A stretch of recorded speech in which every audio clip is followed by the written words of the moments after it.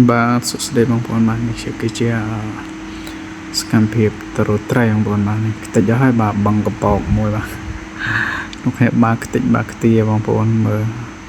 តែល្មើសក៏ល្មាស់ត្រីក៏ត្រីបងប្អូនអើយនេះខ្ញុំមើលនេះបងនំគ្នាបាទរួចអស់ហើយក៏បង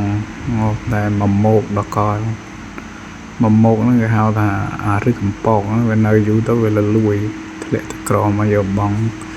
ស្នាញ់ទៅក៏វាជាប់ហើយតែត្រីច្រើនណាបងប្អូនត្រីក៏ត្រីឆ្លើងក៏ឆ្លើងល្មោះដែរបាទនោះមើលសកម្មភាពពួកគាត់កំពុងតែទាញស្នាញ់ឡើងវិញបងប្អូនអានេះគេហៅបងត្រៀបបងប្អូនបាទត្រៀបចាប់ហ្នឹងហើយបងអូសអត់បានទេអូខេឥឡូវនេះមកដល់លើគោកហើយនេះកាត់ទេបងប្អូនបាទមើលត្រីបងប្អូនបាទត្រីដល់ហើយបាទធំផងតូចផងផកផងแล้วយើងយកទៅលាងអាណាធំក៏គេយកទៅទុកញ៉ាំទុកអីនៅផ្ទះទៅអាតូចក៏គេអាំងហូបអាធំខ្លះតូចខ្លះអញ្ចឹងណាបងប្អូនឥឡូវនេះមើលនេះរៀបចំយកទៅលាងហើយអូក្តៅណាស់បងប្អូនអើយឥឡូវយើងមកដល់សកម្មភាពអាំងហើយ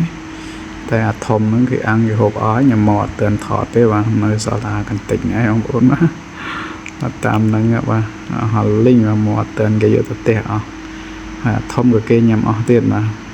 សែតបដ ாய் បាទអរគុណ